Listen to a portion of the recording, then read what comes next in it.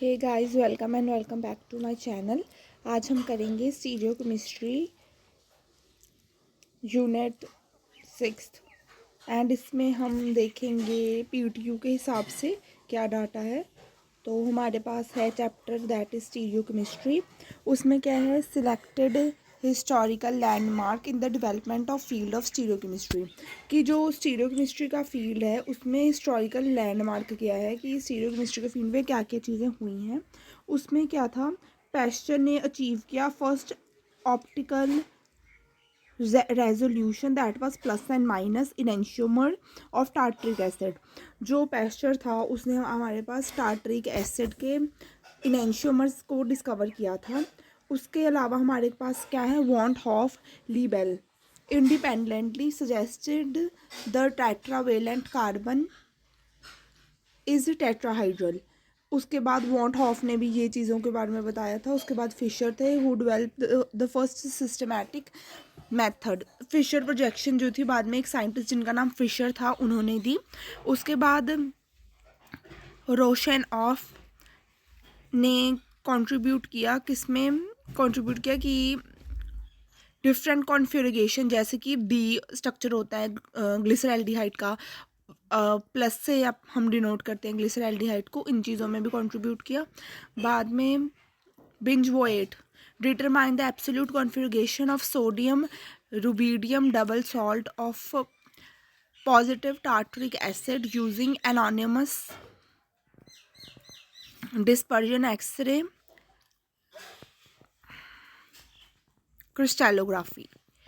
इस सारे से क्या पता है कि चलता है कि जो हमारे पास सोडियम रुबिडियम डबल सॉल्ट का पॉजिटिव वाला पार्ट था वो हम किस में यूज़ करते हैं, एक्सरे क्रिस्टलोग्राफी में यूज़ करते हैं। ये हमें कहाँ से पता चला, यहाँ मतलब इन साइंटिस्ट से, बिंजोवेट से। उसके बाद आए हैसल एंड बैटन। इन साइंटिस्ट ने हमें क्या बताया, jointly awarded the Nobel prize in chemistry for their work on the conformational analysis of cyclohexane. ये दोनों साइंटिस्ट ने जो एनालाइज किया, किसको एनालाइज किया, साइक्लोहेल्केन के कॉन्फर्मल आइसोमर्स को, मीन्स साइक्लोहेक्सेन के जो आइसोमर थे वो इन्होंने डिटरमाइन किए।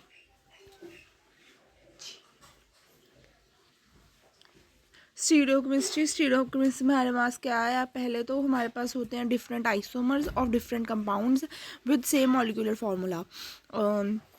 जो हमारे पास अलग अलग आइसोमर्स हैं किसी भी सेम मॉलिक्यूल के, उसे हम क्या बोलते हैं, stereo isomers. They have two major classes, constitutional isomers and stereo isomers. Constitutional या स्टीरियो आइसोमर्स दो टाइप के होते हैं ये। तो हमारे पास सबसे पहले क्या आ गया, कॉन्स्टिट्यूशनल आइसोमर्स में different IUPAC name and different functional group. इनके पास डिफरेंट आईयूपैक नेम होता है, डिफरेंट फंक्शनल ग्रुप होता है, बट डिफरेंट फिजिकल प्रॉपर्टीज़ होती हैं, उसके साथ होता है डिफरेंट केमिकल प्रॉपर्टीज़। ठीक है।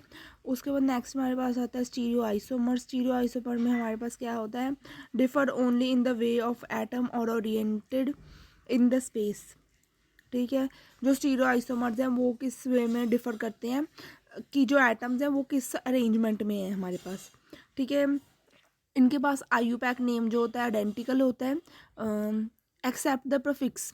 उनका बस प्रीफिक्स अलग होता है, दैट इज सिस और ट्रांस। ठीक है। तो हमारे पास ये आगे गया है, they always have a same functional group. इनके पास हमेशा फंक्शनल ग्रुप सेम होता है। A particular 3 dimensional arrangement is called configuration. एक पर्टिकुलर 3 डायमेंशनल अरेंजमेंट को हम कॉन्फ़िगरेशन कहते हैं। तो हमारे पास जो स्टीरियो आइसोमर है डिफ़र करते हैं कॉन्फ़िगरेशन में, कि ज्योमेट्रिकल अरेंजमेंट जो है उनका जिस पोजीशन में वो अरेंज थे उसमें डिफ़र करते हैं। जैसे ये आप देख सकते हो यहाँ पे एग्जांपल में, यहाँ पे 4 कार्बन एटम एक लाइन में है, यहाँ पे 1 2 3 4 एटम है, बट एक लाइन में नहीं है, एक एटम नीचे है हमारे पास।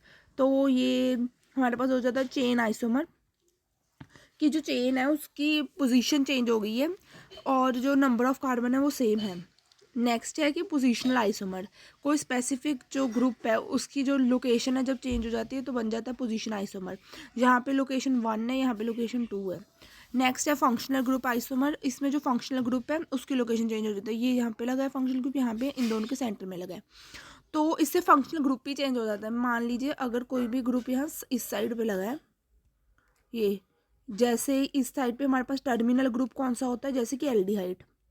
मान लो इस साइड पे लगा है एल्डिहाइड, और जब वो सेंटर में लगेगा वो एल्डिहाइड नहीं रहेगा, वो बन जाएगा कीटोन। ठीक है, तो अगर हमारे पास कोई भी स्ट्रक्चर चेंज हो रहा है बाय वन फंक्शनल ग्रुप, तो हम उसे बोलेंगे फंक्शनल ग्रुप आइसोमर्स। उसके बाद है हमारे पास stereoisomers. Same molecular formula but atom occupy different position in space. Molecular formula same है बट जो एटम्स है वो डिफरेंट पोजीशन स्पेस में ऑक्यूपाई कर रहे हैं। उसके बाद है geometrical isomer and optical isomer. कि ज्योमेट्रिकल आइसोमर में क्या है, occur due to the restricted rotation of carbon carbon double bond in cis and trans. Geometrical isomerism में क्या है कि उसमें जो बाकी लोकेशन है उसकी जो रोटेशन है वो रिस्ट्रिक्ट हो जाती है। ये वाला पूरा पार्ट और ये वाला पूरा पार्ट घूम नहीं सकता इस कंडीशन में। सो क्या होता है कि जो कार्बन कार्बन डबल बॉन्ड है वो एक दूसरे के साथ अटैच है, और क्या है ये ग्रुप्स यहाँ पे दो ग्रुप एक दूसरे के थोड़ा साथ में प्रेजेंट है, यहाँ पे ये ट्रांसवर्स पोजीशन पे प्रेजेंट है। तो ये हमारे पास ट्रांस कंपाउंड हो जाता है नीचे वाला, ये वाला, और ऊपर वाला हमारे पास सिस कंपाउंड हो जाता है। फिर नेक्स्ट है ऑप्टिकल आइसोमेरिज्म। ऑप्टिकल आइसोमेरिज्म वो आइसोमेरिज्म है जो हमें ऑप्टिक्स के फॉर्म में शो हो। लाइक अगर हमारे पास प्लेन पोलराइज्ड लाइट है तो हम उसमें से पास करवा सकते हैं, मतलब कोई भी लिक्विड यूज़ कर सकते हैं जिसमें से हम प्लेन पोलराइज लाइट को पास करवाएंगे, जिसकी हेल्प से हम ये बता सकते हैं कि ये सब्सटेंस हमारा ऑप्टिकल आइसोमर है या नहीं है। और ये सारे जो पार्ट हैं हमारे पास ना, ये पहले दो वाले तीन पार्ट हमारे पास किसके पास हैं, किसके पार्ट हैं, स्ट्रक्चरल आइसोमर के। ये स्ट्रक्चर के बेस पे क्या चेंज है। स्टीरियो आइसोमर है कि हमारे पास उनकी पोजीशन क्या है डिफरेंट स्ट्रक्चर्स की। तो अब हम पहले पढ़ेंगे कॉन्स्टिट्यूशनल आइसोमर्स, जो सबसे पहले हमने ऊपर ही देखा था। It is known as structural isomer. ये स्ट्रक्चर आइसोमर का ही पार्ट है। The same molecular formula but differ in the sequence in which the individual atoms are bounded. ठीक है, मॉलिक्यूलर फार्मूला सेम है बट क्या चेंज है, सीक्वेंस जिसमें वो बाउंड किया हुआ है उन्होंने एक दूसरे को। पहला है कॉन्स्टिट्यूशनल आइसोमर्स। नेक्स्ट है skeletal isomers and positional isomers. ये हैं जैसे एक ही चेन है उसकी पोजीशन थोड़ी सी चेंज हो गई है, ठीक है, मींस नॉर्मल। तो यहाँ पर सिर्फ एक ही ग्रुप है जिसकी पोजीशन चेंज हो गई है। N2 यहाँ पर था, वहाँ पे N2 नीचे आ गया। ऑर्थो और पैरा की पोजीशन चेंज हुई है। उसके बाद में constitutional isomer, the compounds of identical molecular formula but which have different functional group. इनका मॉलिक्यूलर फार्मूला टोटली सेम होता है बट उनका फंक्शनल ग्रुप डिफरेंट होता है। जैसे अगर हम इसे देखें तो OH लगने की वजह से ये क्या है हमारे पास, एल्कोहल। ठीक है, पर यहाँ पर जो वही वाला O है सेंटर पे लग गया, तो ये क्या ग्रुप है, कीटोन। ठीक है, ये ग्रुप अगर हम खोल के बनाएंगे, OH वाला कीटोन नहीं है, एक मिनट मैं बना के दिखाती हूँ आपको। कार्बन के साथ कार्बन है, ठीक है, साथ में है हमारे पास OH, ठीक है, और यहाँ पे क्या है, CH3 है, साथ में O है,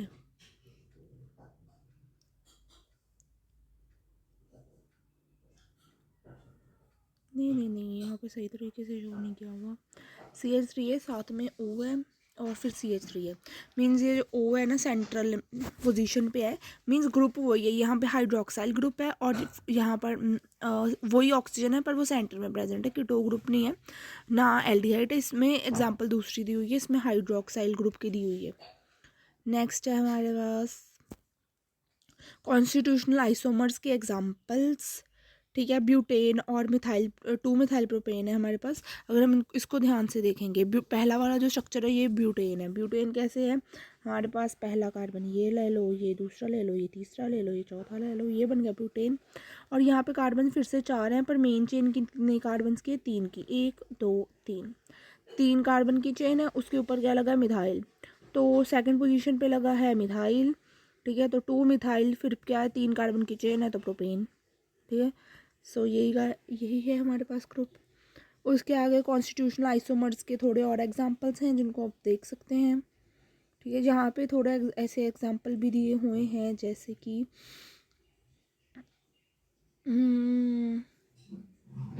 प्रोपेन, आइसोप्रोपेन है हमारे पास, इथेनॉल, डाईमिथाइल ईथर है, ऐसे डिफरेंट एग्जांपल दिए हुए हैं। बाद में comparison of constitutional isomers and stereo isomers, कि कंपैरिजन क्या है बाकी आइसोमर्स का और स्टीरियो आइसोमर्स का, ठीक है। Same molecular formula different name, they are constitutional isomers. Same molecular formula except for the prefix, they are stereo isomers. ये दोनों का कंपैरिजन है कि कॉन्स्टिट्यूशनल और स्टीरियो को डिफरेंशिएट कैसे करना है, ठीक है। उसके बाद में है हमारे पास स्टीरियो आइसोमर, कि हम स्टीरियो आइसोमर को किस तरह पढ़ सकते हैं। Stereo isomers are the molecules which one or more chiral carbons that allow the possibility of forms with the same chemical formula but differentiating spiral arrangement. हमारे पास मॉलिक्यूलर फार्मूला सेम होता है बट जो बाकी अरेंजमेंट वो different होता है, और हमारे पास one or more chiral carbon हो सकता है इसमें। स्टीरियो आइसोमर में आता है ज्योमेट्रिकल एंड ऑप्टिकल। ऑप्टिकल में आ रहा है एनेंशियोमर और डायस्टीरियोमर्स, ठीक है। ज्योमेट्रिकल में क्या आ रहा है कि जिसमें दोनों स्ट्रक्चर की ज्योमेट्री में फ़र्क हो। लाइक दोनों स्ट्रक्चर की ज्योमेट्री में कैसे फ़र्क है, इन दोनों को देखो, ये वाला एक लाइन में है तो ये क्या कंपाउंड है, सिस। ये देखो ये ट्रांसवर्स पोजीशन पे है तो हम इनको बोलेंगे ट्रांस। ये हमारे पास क्या आ गया, ज्योमेट्रिकल आइसोमर। उसके बाद हमारे में नेक्स्ट में आ गया एल्कीन में भी सिस ट्रांस हो सकता है। ये पहला वाला कंपाउंड देखो, ये एक लाइन में है तो ये है सिस, ये ट्रांसवर्स पोजीशन पे है तो ये है ट्रांस, ठीक है। इसके अलावा बाकी भी देख सकते हैं। इसमें क्या होता है, रिस्ट्रिक्टेड रोटेशन भी होती है। अगर किसी कंपाउंड में single covalent bond can easily rotate which appears to be different structure, it is not, ठीक है। जो सिंगल कोवलेंट बॉन्ड होता है वो एक से जगह से दूसरी जगह पे रोटेट हो जाता है। तो जो एक सिंपल स्ट्रक्चर लग रहा है वो मतलब बार बार दूसरी फॉर्म में चेंज होता रहता है। पर हमारे पास कार्बन कार्बन जब डबल बॉन्ड आ जाते हैं उसमें रोटेशन जो है हमारे पास रिस्ट्रिक्ट हो जाती है, ठीक है। अब अगर हम इसे देखेंगे, geometrical cis trans isomer result in restricted rotation. अगर रिस्ट्रिक्टेड रोटेशन होगी मीन्स कार्बन के साथ कार्बन का डबल बॉन्ड होगा ओनली इफ़ ये वाले सिस ट्रांस फॉर्म होंगे, अदरवाइज ये फॉर्म ही नहीं होंगे, ठीक है।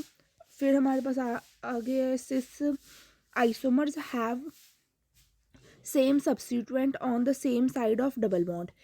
सिस में क्या होता है, डबल बॉन्ड की सेम साइड पे होते हैं। इसे जेड से भी डिनोट करते हैं, जैसे बोलते हैं जूसामैन, ठीक है। With more complex molecule having high priority group on the same side. उनका जो हायर प्रायोरिटी ग्रुप होता है वो सेम साइड पे होता है। ट्रांस आइसोमर्स में क्या होता है, जो सब्स्टिट्यूएंट होते हैं अपोजिट साइड पे होता है और डबल बॉन्ड होता है, और इसमें जो दूसरा ग्रुप है उसे हम ई बोलेंगे जो अपोजिट को डोनेट करता है, दैट इज ईटा गैगेन, ठीक है। तो हमारे पास complex molecule having high priority group in opposite side. आगे हमारे पास है compounds bond in rings. Cis isomers have same substituent on the same side of ring, trans isomer have substituent on the opposite side of the ring. यहाँ पे example दी हुई है, ठीक है।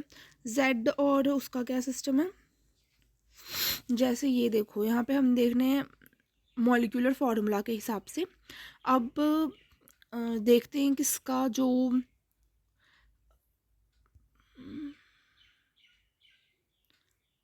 हायर प्रायोरिटी वाले ग्रुप एक साइड पे हैं, जिन ग्रुप्स को हम हायर प्रायोरिटी दी है, जैसे यहाँ पे एच को हायर प्रायोरिटी दी है और यहाँ पे एफ को हायर प्रायोरिटी दी है, तो वो दोनों एक साइड पे हैं। इसमें क्या है, हमने किस किस को एफ और एच को हायर प्रायोरिटी दी है, तो ये दोनों ऑपोजिट साइड पे हैं। हम किस बेसिस पे चेक करते हैं, ये हम उनके मास के बेसिस पे चेक करते हैं ये सब। उसके बाद हमारे पास यही सेम चीज़ यहाँ पे है, ठीक है। और नेक्स्ट में भी यही सेम है example. Name the following geometrical isomers. तो ये हमारे पास ज्योमेट्रिकल आइसोमर्स की एग्जांपल दी हुई है, आप ये ट्राई करके देख सकते हैं एक बार। इनका नेम करना है। नेम क्या करना है, पहले तो हमें एक साइड से इसकी नंबरिंग कर लेनी है जैसे हम नॉर्मल करते हैं, ठीक है। उस हिसाब से इनको नेम देना है सिस और ट्रांस के बेसिस पे। एंड इसमें भी determine whether the each of the following molecule exist in cis trans isomer. ये पूछ रहे हैं इनमें से कौन सा सिस है और कौन सा ट्रांस है। ठीक है, ये वाला तो पक्का ट्रांस है, सेकंड वाला पार्ट इसका ट्रांस है, जो फर्स्ट वाला है वो सिस है। ठीक है, तो बस इस हिसाब से देखना है। ठीक है, उसके बाद आ गया कायरलिटी। कायरलिटी होता है कि molecules can exist as enantiomer are said to be chiral have not superimposable मेरेजमेंट। हमारे पास पहले तो होता है कायरल कार्बन, वो कार्बन होता है जो हमारे पास प्रेजेंट हो। मान लो यहाँ पे कार्बन है, अगर सेंटर में हम ऐसे मानते हैं, तो हमारे पास जो कायरल कार्बन है उसके तीनों साइड पे अलग अलग ग्रुप लगेंगे। यहाँ पे हाइड्रोजन लग गया, यहाँ पे फ्लोरीन लग गया, यहाँ पे क्लोरीन लग गया, तो बस ये कायरल कार्बन होता है। और कायरलिटी में हम क्या करते हैं, molecules that exist as an enantiomer, ये वो मॉलिक्यूल्स हैं जो एंशियोमर की फॉर्म में एग्जिस्ट करते हैं और ये सुपर इम्पोज नहीं होते कभी भी, एक के ऊपर दूसरा नहीं आता कभी भी। फिर हमारे पास है कायरलिटी के बारे में कुछ चीज़ें। ठीक है, which of the following objects is chiral. हम कायरलिटी चेक कैसे करते हैं कि जो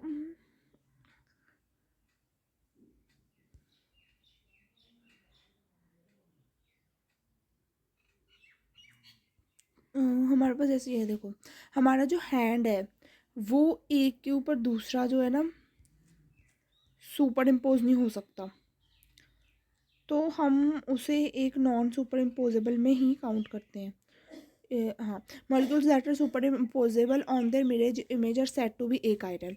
जो भी मॉलिक्यूल्स एक के ऊपर दूसरा आ सकता है अपनी मिरर इमेज में, ठीक है, तो हम उसे क्या बोलेंगे, ए कायरल। ठीक है, मीन्स वो कायरल बिल्कुल नहीं है। टेट्राहाइड्रल स्टीरियोजेनिक सेंटर, हमारे पास स्टीरियो सेंटर हम किसको बोलते हैं, हम वही कायरल कार्बन को स्टीरियो सेंटर बोलते हैं जनरली। तो हमारे पास क्या है, carbon atom bonded to 4 different groups is called tetrahedral stereogenic centre. हाँ जी, जो हमारे पास कायरल कार्बन होता है उसकी बात ही कर रहे हैं ये, उसे हम टेट्राहाइड्रल स्टीरियोजेनिक सेंटर भी कहते हैं। ये एसिमेट्रिकल सेंटर होता है, यहाँ पे इसे हम कायरल सेंटर बोल सकते हैं इजीली। ठीक है, तो अब आप बताएं इसमें से कौन सा कायरल कार्बन है, कहाँ पे है वो। वैसे तो ना इस मॉलिक्यूल में काफ़ी हो सकते हैं भी, पर यहाँ पे मेन है कायरल कार्बन, यहाँ पे हाइड्रोजन लगा हुआ है, यहाँ पे पता नहीं कौन सा ग्रुप लगा, इस साइड से अलग ग्रुप ज्वाइन लग रहा है, इस साइड से अलग लग रहा है। सो ये इस this carbon is chiral carbon. उसके बाद स्टीरियोजेनिक सेंटर फाइंड करो, मीन्स वो कार्बन देखना है जिसपे सारे के सारे ग्रुप अलग अलग लगे हों। ठीक है, सबसे पहले तो a centre where swapping of group lead to stereo isomers. ठीक है, उसके बाद क्या है हमारे पास, इनएंशियोमर्स। इनएंशियोमर क्या है, जिनके enantiomers are non superimposable mirror image, ये non superimposable mirror image बनाते हैं। Enantiomers are related to each other much like right hand is related to left hand.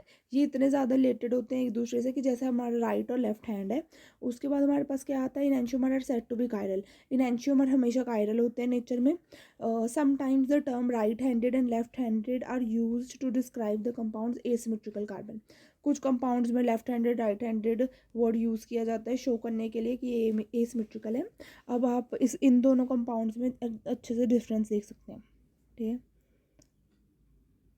ये देखो यहाँ पे हमारे पास ग्रुप्स सेम है, ये सारे ग्रुप देखो, ये सब ग्रुप, ठीक है, ये सब ग्रुप हैं हमारे पास सेम, पर फ़र्क किस चीज़ का है, ये सब ग्रुप इन सब ग्रुप से सेम है और ये सारे ग्रुप इन सारे ग्रुप से सेम है। ये ऊपर वाला सेम है, ये नीचे वाला भी सेम है।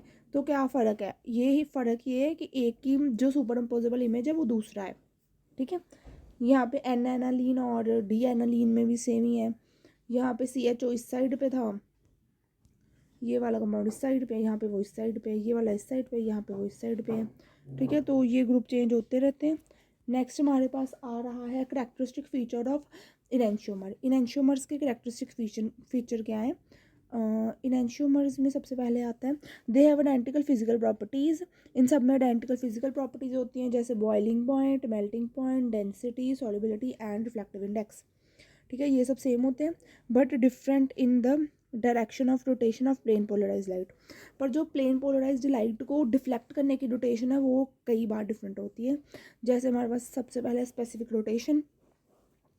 अगर हम लैक्टिक एसिड की बात करें तो स्पेसिफिक रोटेशन इसकी अगर प्लस में जा रही है, प्लस में जा रही है मीन्स ये प्लस की साइड पे है और ये माइनस में जा रही है मीन्स ये माइनस की साइड पे है।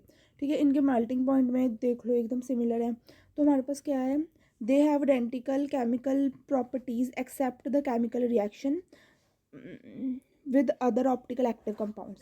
बाकी सारी रिएक्शंस जो ऑलमोस्ट सेम देते हैं, सिर्फ उन केमिकल रिएक्शंस को छोड़ के जो ऑप्टिकली एक्टिव कंपाउंड्स के साथ की जाए। ठीक है, they have different biological properties. Biological properties difference होती हैं, जैसे positive dextrose is important role in animal metabolism but negative dextrose is not metabolised. Positive वाला मेटाबॉलिज्म में अच्छा रोल प्ले करता है, नेगेटिव वाला मेटाबोलाइज ही नहीं होता। ठीक है, तो इन सब कंपाउंड्स के डिफरेंट डिफरेंट फीचर हो सकते हैं। उसके बाद हमारे पास है equal quantities of enantiomers are mixed in an optically inactive centre. Racemic mixture is form. ठीक है, अगर हम इक्वल क्वांटिटी में कोई भी दो सब्सटेंस को लेते हैं, ठीक है, एक था हमारे पास डेक्स्ट्रोरोटेटरी मीन्स एक डी था एक एल था। पहले तो ये दो टाइप ही होते हैं, डेक्स्ट्रोरोटेटरी एंड एक मिनट यहाँ पे शो ही नहीं किया वो कुछ भी, डायस्टीरियोमर्स में है आगे की।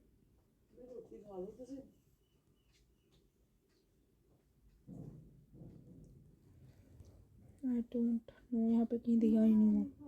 Characteristic feature of enantiomer. Enantiomer के करेक्टरिस्टिक फीचर क्या हैं?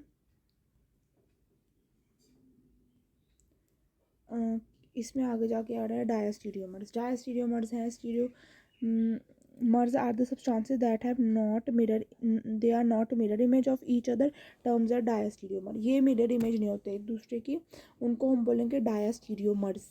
ठीक है, ये दोनों कंपाउंड आप देख सकते हैं एग्जांपल के तौर पे, इनमें सेम ये मिरर इमेज नहीं है एक दूसरे की। They have different physical properties. इनकी physical properties melting point, boiling point, solubility, density, reflective index भी डिफरेंट होता है। Diastereomer have a specific rotation but they may have a same or opposite side of rotation.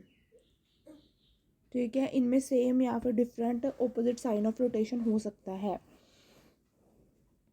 ठीक है, अगर दो enantiomer का pair है उसमें क्या होता है, एक एनेंशियोमर है और दूसरा एनेंशियोमर है, दोनों हम इकट्ठे इनको क्या बोलेंगे, डायस्टीरियोमर्स। ठीक है,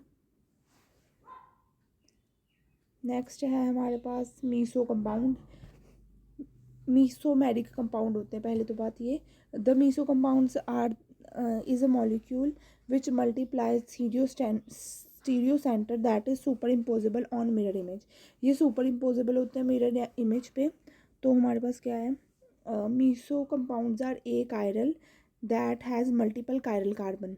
मीसो कंपाउंड्स ए कायरल होते हैं, उनके पास कितने ज़्यादा मल्टीपल कायरल कार्बन होते हैं। Meso compounds are optically inactive. ये कंपाउंड्स ऑप्टिकली इनएक्टिव भी होते हैं।